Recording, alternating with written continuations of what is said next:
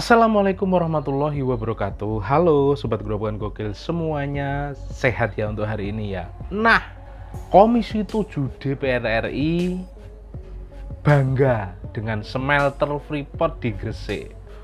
Padahal nih ya, dulu dia mengkritik pembangunan smelter Freeport untuk hilirisasi ini. Tapi setelah datang langsung malah terheran-heran dan terkagum-kagum. Sama seperti IKN kemarin ya, belum datang ke sana dikritik habis-habisan. Tapi setelah datang ke sana, para anggota dewan komit untuk melanjutkan. Salah satunya yang mengkritik adalah anggota Komisi 7 DPR RI Mulyanto yang merupakan anggota DPR RI dari fraksi PKS mengkritik keras pelaksanaan program hilirisasi sumber daya alam SDA yang dijalankan pemerintahan Presiden Joko Widodo. Nah, bagaimana sih videonya? Langsung saja ya kita reaction bersama-sama video berikut ini. Jadi pemerintah ini kan didikte oleh perusahaan, oleh Freeport. Ini kan sama juga membeli karpet merah, benar-benar nggak punya marwah kita. Katanya saya mengkritik, kita harus konsisten dong dengan peraturan dan regulasi yang ada. Kita jalankan dengan baik. Komisi 7 DPR RI apresiasi pembangunan smelter Freeport yang ada di Gresik. Ini meninjau langsung ini Komisi 7 ini. Mereka terkagum-kagum akan hasilnya ya. Inilah kerja nyata Jokowi.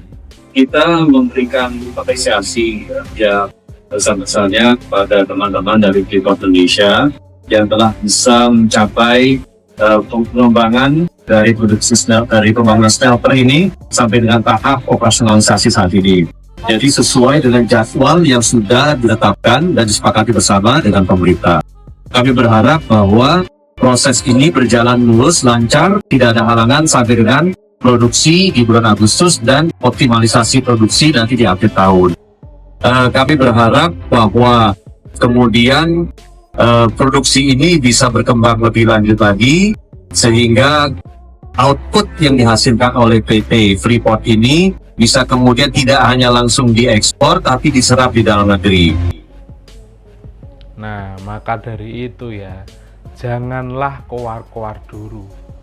Janganlah menyebarkan kebencian dulu atas program-program yang dilakukan Pak Jokowi. Ketika Anda atau jenengan meninjau langsung jadi terkagum-kagum seperti ini kan, malah bangga seperti ini kan jadinya gitu loh. Dan rencananya kami ini akan bisa segera mulai produksi bulan Agustus. Mudah-mudahan sebelum pertengahan bulan Agustus akan mulai produksi. Dan nantinya akan time up sampai 100%-nya di bulan Desember 2024. Yang penting untuk dicatat adalah bahwa PR kita bersama untuk agar bahwa di dalam negeri bisa dikonsumsi katoda tembaga yang kita produksi.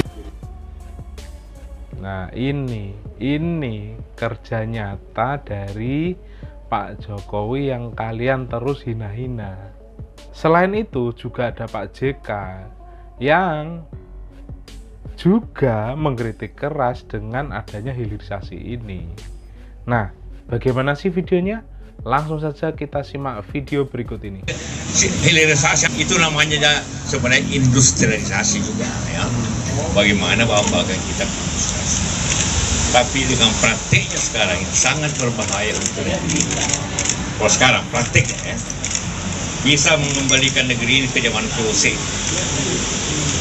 Orang asing menggali negerinya dengan buru yang murah, semua keuntungannya lari keluar, tidak ke dalam negeri, tidak ke pemerintah. Itu memiskinkan rakyat.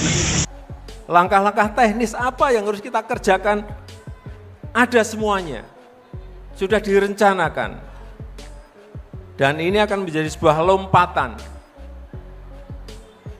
Seperti tadi yang disampaikan oleh Adinda Sahat, kita telah melakukan hilirisasi. Hilirisasi itu apa sih? Menjadikan bahan mentah kita menjadi barang setengah jadi atau barang jadi. Karena sudah lebih dari 400 tahun kita ini selalu mengekspor bahan mentah. Sejak VOC, kirim bahan mentah. Ya kita dapat dapat uang, tapi sangat kecil sekali. Saya berikan contoh saja nikel, ini sering saya sampaikan. Waktu ekspor bahan mentah, ini sebelum tahun 2020, waktu ekspor bahan mentah, kita setahun itu hanya dapat kira-kira 2,1 billion US dollar, artinya kurang lebih hanya 32 triliun. Begitu dihilirisasi, diindustrialisasi menjadi 33,8 billion US dollar. Dari 32 triliun menjadi 510 triliun kurang lebih. Lompatannya berapa kali?